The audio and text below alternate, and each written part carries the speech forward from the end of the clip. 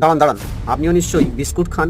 আর বাড়ির বাচ্চারা তো কোনো কথাই নেই, খিদে পেয়েছে, কান্না করলো, আর একটা বড় সাইজের বিস্কিটের কৌটো তাদের সামনে দিয়ে দেওয়া হয়। যত সহজে আপনি বিস্কিট খাচ্ছেন বা আপনার বাড়ির বাচ্চাটাকে খাওয়ান, সেটা আপনার বা একটা বাচ্চার স্বাস্থ্যের জন্য কি আদৌ ভালো? আমি আপনাকে বলছি বিস্কিট মানে কি। বলে বিস্কিট, বিষ মানে পয়জন, আর কিট, কিট মানে কোনো দ্রব্য বা কোনো জিনিস। তার মানেটা বুঝলেন?